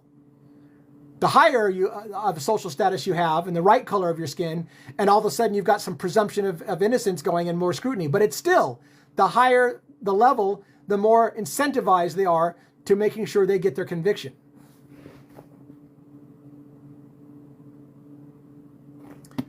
So, other comments. Let's see. I haven't been reading comments for a while. I want to also thank you again for the nearly 20,000 likes. Any gifts that have come in, I'm horrible with understanding what the different gifts values are if I've been given gifts. We're still so small fish, we hardly ever get gifts. So if you've given a gift, I thank you so much, because I realize that that's actual dimes out of your pocket, and that's super awesome to share that with us. The 78 concurrent or the peak users right now, I don't know what we hit the peak. I think we were at 90 at last I looked. So this has been a good night. I just want to appreciate that you come in here. I'm going to try to keep information new, while also realizing that new people always come into this live. So that's one of the problems that I'm going to have to struggle with over the next couple week or so, is if I'm going to go live more often, going now on Mondays, Wednesdays, and Fridays instead of just Wednesdays and Fridays, I got to make sure that I'm not just beating the same story over and over again. And some nights will just be short. Some nights we'll just do an hour, maybe even a half hour, if there's nothing really new to talk about. But I'll commit to doing the schedule, right? The Monday, Wednesday, Friday. But whether or not we talk for a long time, so I don't end up beating the same things over and over again, I'm going to try to keep it fresh. And I'm going to try to keep up on the case. I am not an expert. I make mistakes. I will try to tell you when I make mistakes. I will try to be honest when I may have stated something incorrectly. So just bear with me. I want to thank you again also for going for another solid night where I got to say all those things I'm told I'm not allowed to say, or I'm going to get my account banned, and we still don't have a community guidelines violation. I crossing my fingers. I'm going to continue to act like an adult and talk like an adult until such time is proven that I can't. That strike that I had against me for a while scared me, but it was cleared quickly. Will you announce when you do a Kohberger dive? Yes, I will announce when I do a Kohberger dive. And I have done a long form video, Too Hot for TikTok, about Kohberger. It's a subject matter that is controversial, so I don't know that I want to necessarily encourage you to go there, but I will also let you know when the show is. If there's something new that I can riff on for a considerable time, we'll do Kohberger. Maybe even Monday. Monday might be a great time to do a Kohberger update. So yes, thank you so much for being interested. It's good to hear that we have followers of our account who really are still interested in Kohberger, because I think Kohberger is a very great, interesting case. All of these cases are fantastic for learning about our legal system, for talking about it, understanding all these things. My background is mixed. I will tell you what makes... So I'm a jack of all trades, master of none. I'm not a law guy. I'm not an expert in really anything, but I know a lot about a bunch of things. What makes me maybe a little interesting is that I did spend 15 years, nearly 15 years with intelligence agencies working with a security clearance. I worked for the Department of Energy as a subcontractor, ended up moving into, in my last 10 years or so, or 7 to 10 years or so, working for the intelligence agencies. The three-letter agencies, I worked in the classified space in those places, and I held a security clearance for many, many years. As a conspiracy theorist, I will tell you, it's awfully weird when you are suggesting that the government may be up to dastardly tasks and you're working for a paycheck for them. I was a grunt. I was kind of IT. I was not just kind of. I was IT support for them, and so I had access to all the classified stuff in those IT spaces. But that makes it a little interesting. I'm not a lawyer. I'm so sorry if you were misled into thinking that I was a lawyer. I'm just a student of true crime, if you will. So I watch a lot of true crime and I have a curiosity about me. So when I hear something like, for example, recently, when I heard that it's not against the law to provide false identification to law enforcement, I immediately find, why the hell not? Like, everybody says it's illegal. So I look into the law, I read the case law, I study, and I educate myself. So a lot of this is self-education. So thank you for asking those questions. Any other questions, comments, concerns before I wrap up for the night? Does anybody want to come on and say hi, or anybody want to suggest somebody that might go live with me sometime that you think would be an enhancement to the show? I call it a show, but a live, I don't know. Yeah. Wouldn't that be so cool to be a detective for some of these big cases? Yeah, it would be super fun. Thank you so much for supporting me and saying that you love what we do. I appreciate that so much. I watch a lot of true crime that we don't talk about. Bob Durst, Gabby Petito, really was huge into the Roden family. Was it there was a whole families that were wiped out and murdered in Oklahoma or something like that? Followed that podcast for a long time, was obsessed about that case, still to this day have all kinds of questions about police corruption in that case. Ridiculous. I followed heavily the Smart case, where Paul Flores was finally convicted based off the work of a podcaster and true crime guy just like me, although I don't want to say that I'm of the caliber of Chris Lambert, who worked in your own backyard, but that guy single-handedly broke that case wide open when decades law enforcement couldn't seal the deal. And it was a true crime podcaster that just started asking the right questions that broke that case wide open. So that's amazing. Gabby Petito is an amazing kind of story that has lots of fascination and human interest as well. Still wondering what happens to the confiscated items. Do they get reviewed like the laptop phone? So let me make clear about that too. Scott Peterson. Oh, Scott Peterson. My wife loves the Scott Peterson trial. We've watched multiple documentaries on Scott and Lacey Peterson, all kinds of thoughts on that. I didn't follow it from a true crime aficionado's perspective. But yeah, super fascinating story. Awesome. Thank you. Well, I was going to ask so the question about what happens to the evidence. One of the things we didn't talk about tonight is it doesn't mean that if it does ultimately come down that Luigi Mangione was illegally arrested in Altoona, Pennsylvania, it doesn't necessarily mean that Luigi walks free. I've seen a lot of people stating this, and I understand the desire for that to happen on a lot of people's case, but it doesn't mean that Luigi just all of a sudden gets, well, you're free. The judge just said that your whole entire, because one could say there's a domino effect. If they didn't arrest him legally, then all the items they have seized were illegal. Therefore, there's not a manifesto, there's not a confession, there's not a gun. None of that stuff can be used in a court of law.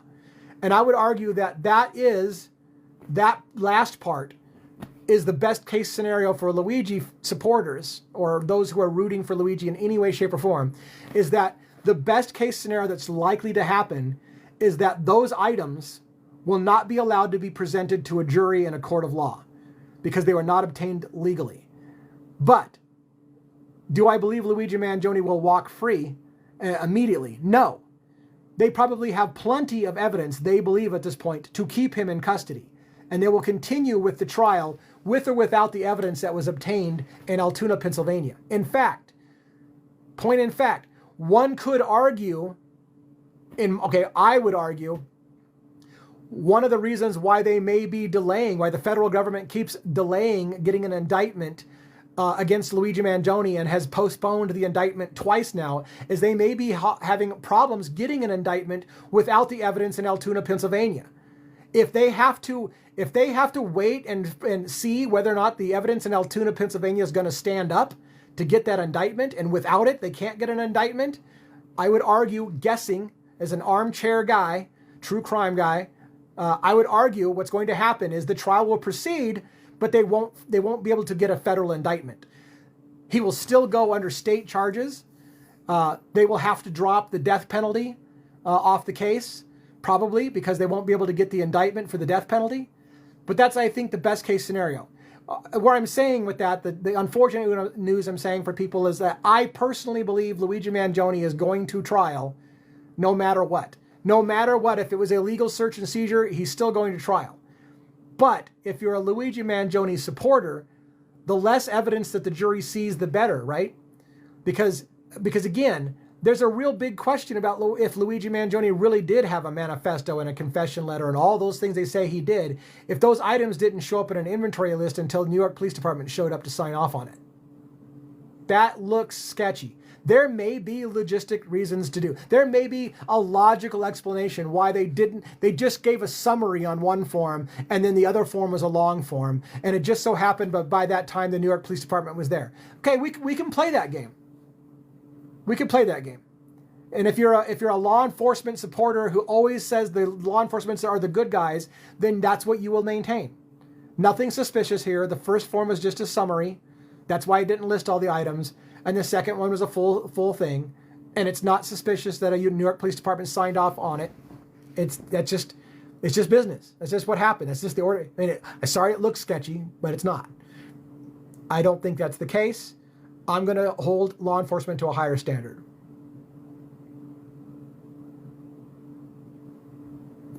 Any other comments? Questions? No, I don't think if he had an alibi, he would already be out. No. I also want to point out that somebody stated, a law enforcement official on one of the documentaries stated, in my opinion, I keep saying this is interesting to me, but not everybody else, that the wording they used was, at this time, we believe Luigi Mangione acted alone, which suggests to me one of two things. There was either a time in which law enforcement may have believed there was more than one person, but at this time they believe it's one person, or they think it's one person, but they're looking into still the possibility that it was more than one person. But the statement, at this time, we believe Luigi Mangione acted alone, suggests to me that at some other time, they may have suspected others were involved, which I find is super interesting. But that's reading into it with my own personal interpretation.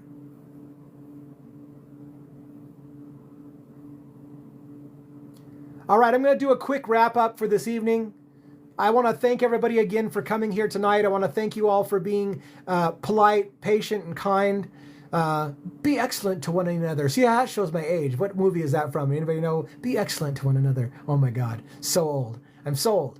But anyways, be kind. Be nice to each other. Try to avoid getting scrutiny from TikTok by fighting with each other and calling each other names. Don't do those things. It's going to go better for you to keep your mouth shut and educate yourself. Thank you so much for supporting the live and saying that these are great lives. Once again, we have a website, devilsadvocates.info. Once again, please go follow my wife's account, which is devilsadvocates_2. We want to get her to the point where she can get on lives with me so she can moderate the discussion and bring your questions to the forefront and get her trained up on that. I think you'll really enjoy my wife, Rhonda, if you can get her on the show. We need your help to do so. So please follow devilsadvocates_2.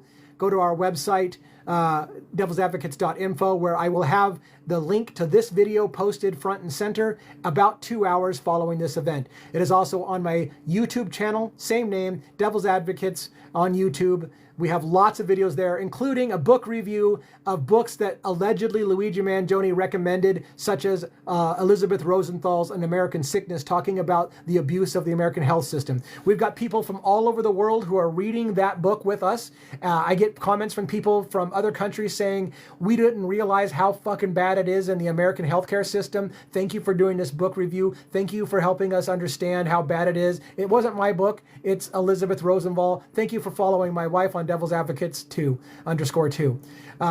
Again, thank you so much. I will see you again Monday. By the way, last thing I want to say, I will be going, my wife and I are having a family reunion with sisters that she didn't know that she even had until this year. She found out about her birth mother and her birth father because of a public records release that allowed her to find she was adopted as a child. She found her birth mother, found out her mother had already passed. She found out who her father was. She found out that she has 2 sisters. We are meeting her family in Las Vegas for 1 week for a great family reunion coming up. We will be in Las Vegas. I will do some lives if I can from Las Vegas, or at a minimum, I'll do some recordings from lives. But it may interrupt our schedule of our live schedule, so that's coming up soon. Thank you so much. Have a good evening.